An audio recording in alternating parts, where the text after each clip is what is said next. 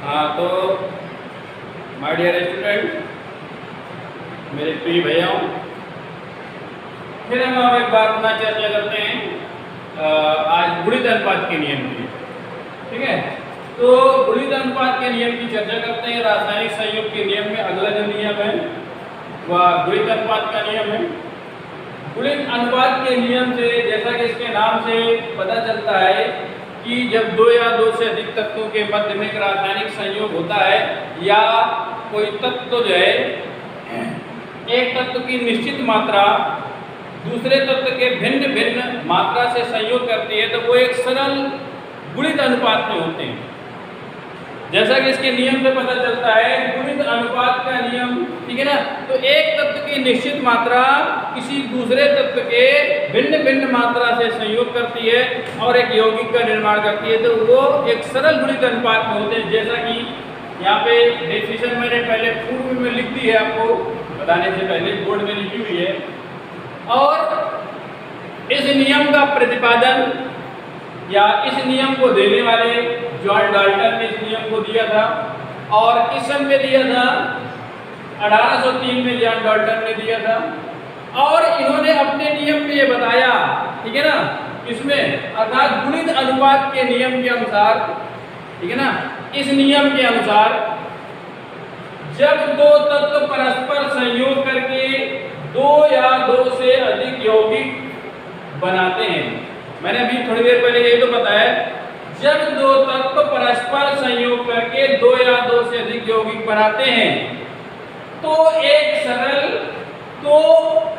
तत्व के भिन्न भिन्न भार, अर्थात एक तत्व की भिन्न भिन्न मात्राएं या भिन्न भिन्न द्रव्यमान जो दूसरे तत्व के एक निश्चित भार से संयोग करते हैं, एक सरल गुणित अनुपात में होते हैं।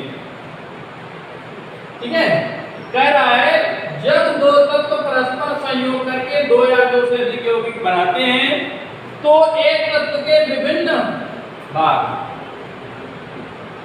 एक तत्व के विभिन्न भार जो दूसरे तत्व के एक निश्चित भार से संयोग करते हैं, ठीक है ना, एक सरल गुणित अनुपात में होते हैं। या हम ये कह सकते हैं एक तत्व की निश्चित मात्रा दूसरे तत्व के भिन्न भिन्न, ठीक है ना, भिन्न भिन्न द्रव्यमान से संयोग करते हैं।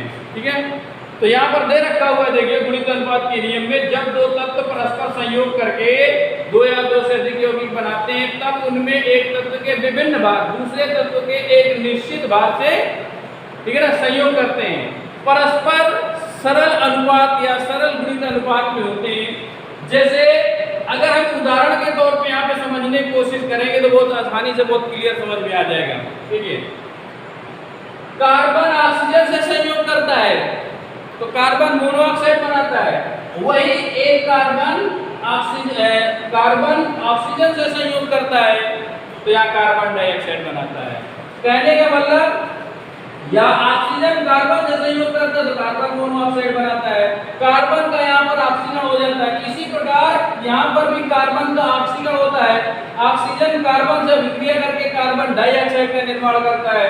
तो कार्बन के 12 भाग, कार्बन का परमाणु भार कितना होता है? 12, ठीक है ना, ऑक्सीजन का परमाणु भार 16, तो कार्बन के भारात्मक भार जो है कार्बन के 12 भाग, ठीक है ना, 12 ग्राम कार्बन 16 ग्राम ऑक्सीजन से विक्रिया करती है। इसी प्रकार यहाँ पर क्या होगा, 12 ग्राम ही कार्बन, अर्थात भारात्मक अनुपात जो कार्बन का होगा 12, ऑक्सीजन के 32 ग्राम से भाग करती है। तो यहाँ पर जो निश्चित मात्रा है वो ऑक्सीजन कार्बन की है। ठीक है, तो एक तत्व की निश्चित मात्रा दूसरे तत्व के भिन्न भिन्न मात्राओं या भिन्न भिन्न द्रव्यमान से विक्रिया करते हैं। तो यहाँ पर 12 ग्राम कार्बन ही ऑक्सीजन के 32 ग्राम से विक्रिया करती है। ठीक है, तो यहाँ पर जो मात्रा जो भिन्न है वो इसकी ऑक्सीजन की, लेकिन कार्बन की निश्चित मात्रा है। देखिए, ठीक है, इसीलिए इसको क्या कहते हैं, गुणित अनुपात का नियम या एक सरल गुणित अनुपात में। अगला देख लेते हैं। देखिए, इसी प्रकार नाइट्रोजन के 5 ऑक्साइड होते हैं, N2O लॉफिंग गैस कहते हैं, NO2 नाइट्रिक ऑक्साइड भी कहते हैं, इसे नाइट्रिक ऑक्साइड है, N2O नाइट्रोजन ट्राई ऑक्साइड है, चौथा है नाइट्रोजन डाइऑक्साइड NO2 है, और पांचवा है N2O5 नाइट्रोजन पेंटाऑक्साइड। ठीक है, तो नाइट्रोजन का परमाणु भार होता है 14, 2 नाइट्रोजन है 14 दूनी 28, ऑक्सीजन कितना हो गया 16 हो गया। ठीक है, इसी को हम लिख सकते हैं क्या 8 28 अनुपात 16, इसको बाद में देख लेते हैं। नाइट्रिक ऑक्साइड है NO, नाइट्रोजन का परमाणु भार 14, ऑक्सीजन का 16। N2O3 नाइट्रोजन का परमाणु भार देखिए यहाँ पर क्या होगा 28, 2 नाइट्रोजन है 14 दूनी 28, ठीक है ना। ऑक्सीजन कितने 16 × 48, ये ऑक्सीजन के 16 48 भाग हो गए भारात्मक अनुपात। यहाँ पर नाइट्रोजन डाइऑक्साइड में नाइट्रोजन का परमाणु भार 14 और ऑक्सीजन का परमाणु भार 32 हो जाएगा, 16 दूनी 32। N2O5 नाइट्रोजन का हो गया 14 दूनी 28, ये हो गया आपका 16 × 5 80, ठीक है ना। तो ये यहाँ पर नाइट्रोजन और ऑक्सीजन का भारात्मक अनुपात दे रखा है, जिस अनुपात में ये संयोग करते हैं। अब इसको हम इस प्रकार भी लिख सकते हैं, देखिए 28 को देखिए 28 अनुपात 16, ठीक है ना। यहाँ पर क्या 2 का गुणा कर देंगे, यहाँ पे 2 का गुणा कर देंगे तो 14 दूनी 28 हो जाएगा और ये हो जाएगा 16 दूनी 32, तो वही रेशियो निकल आएगा। देखिए ऑक्सीजन स्थिर हो गया ना, नाइट्रोजन का 28 होगा, देखिए प्रत्येक में 28 नाइट्रोजन का है, किसी में कोई ज्यादा कम नहीं है।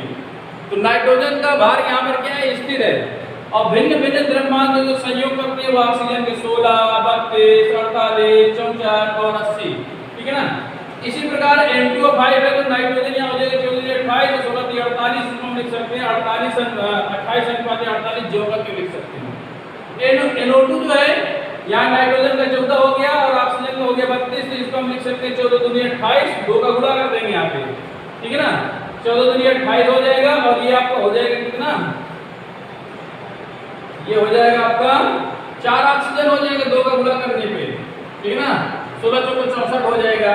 यहाँ पर कितना था, यहाँ पे 2 का गुणा किए, ठीक है ना, ये देखिए।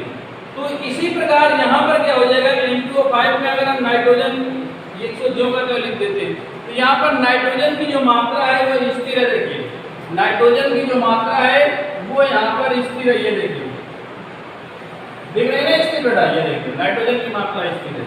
इसी प्रकार यहाँ पर कार्बन की मात्रा स्थिर है। तो एक तत्व की निश्चित मात्रा दूसरे तत्व की भिन्न भिन्न मात्राओं से संयोग करता है, जो एक वो सरल गुणित अनुपात में होते हैं। यही सरल गुणित अनुपात का नियम है, जॉन डाल्टन ने दिया था 1803 में दिया था, ठीक है ना। लॉ ऑफ मल्टीप्लिकेशन रेसिप्रोकल वो proportion law of multiple proportion law, ठीक है ना। तो ये है, इसको आप तैयार कर लीजिएगा, ठीक है, और अच्छे समझ लीजिए घर पे। और भी ढेर सारे इसके एग्जाम्पल भी मिल जाएगा, इसका न्यूमेरिकल भी मिल जाएगा आपको इससे संबंधित, ठीक है।